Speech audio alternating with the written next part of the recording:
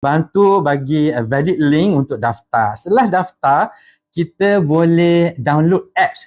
Dan apps tu adalah daripada Play Store. Right? Apps Play Store, bila kita download apps dari Play Store, kita akan dapat benda ni. Right? Ini daripada apps, Public Gold apps. Right? Jadi, apps ni cukup senang, right? Cukup senang. Jadi sekarang ni kalau kita tengok apps, right? Dia ada top up, right? Jadi senang bila kita daftar, tengok nama PG code kita, nama kita. Okay, hijau tu maksudnya account semua dah settle lah, profile semua dah update, right? Tu top up, right? Dia ada top up, ada sell, ada withdraw, ada history, right? Jadi sekarang, right?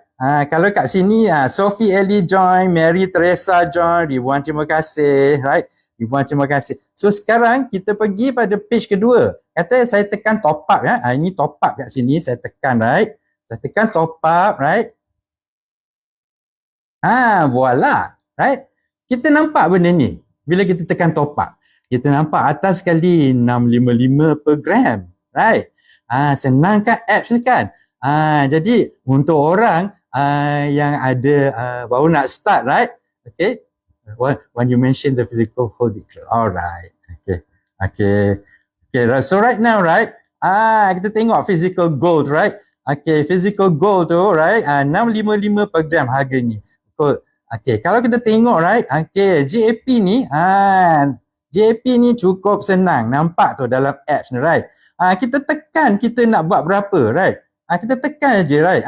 Macam kita nak key in, kita key in ikut budget kita, 100 ke 1000 ke 20,000 ke, right? Berapa banyak tabungan kita, right?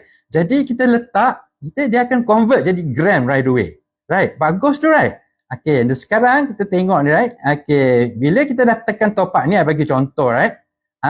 Saya bagi contoh, right? Bila kita tekan top up, right? Bila Nur Mahani, terima kasih Cik Nur Mahani join, right? Anda dari mana, right?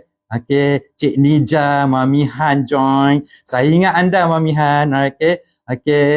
Kalau ada apa-apa soalan, boleh bertanya, ya. Tak ada masalah. So, dalam apps ni, okay, ni contoh, ya. Kalau kita dah letak purchase, contoh ni, RM200 saya letak, right? 200 ni automatic, dia akan convert jadi physical gold. RM200 untuk harga hari ni adalah